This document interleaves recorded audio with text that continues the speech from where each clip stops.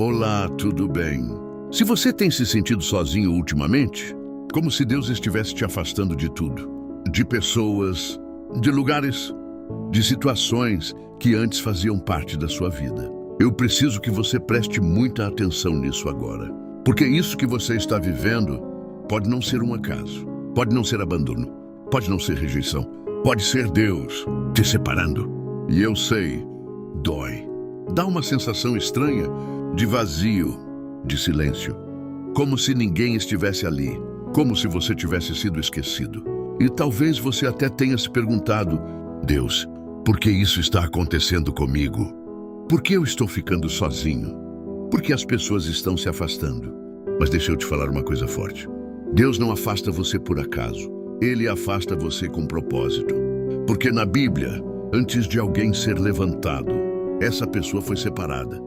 Antes da promessa, veio o deserto. Antes do propósito, veio o silêncio.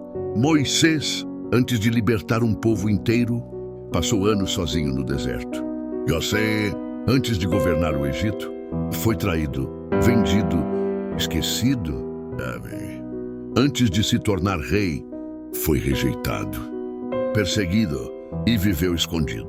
E até Jesus, antes de começar o ministério, foi levado ao deserto, sozinho, para ser provado. Então entende isso. O isolamento não é o fim da sua história. Muitas vezes é o começo de algo muito maior. E talvez, exatamente agora, você esteja nesse processo. E se Deus está te isolando, existe um motivo.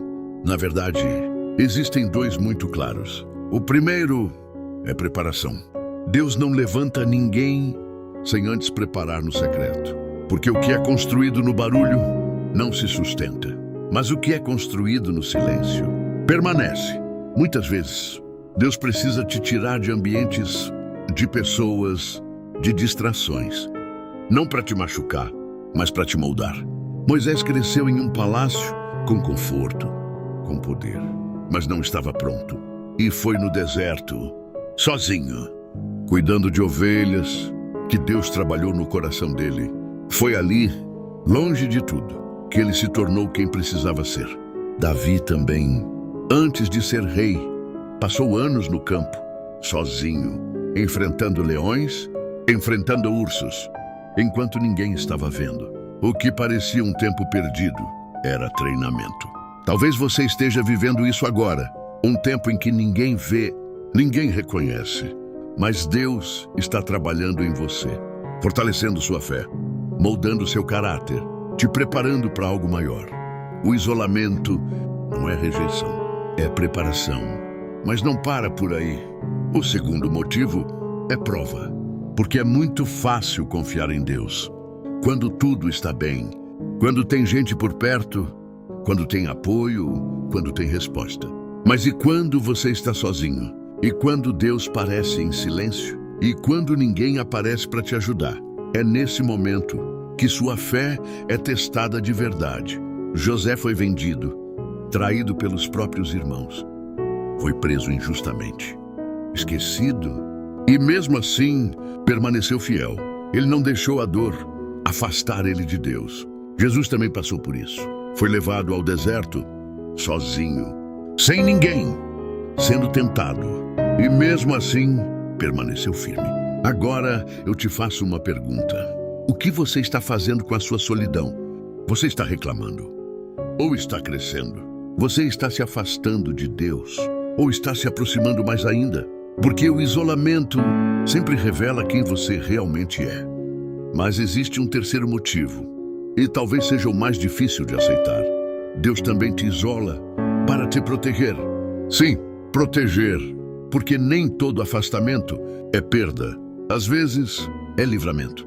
Tem pessoas, ambientes, situações que você acha que precisa, mas na verdade estão te afastando do propósito de Deus. E por isso, Ele remove, mesmo que doa, mesmo que você não entenda.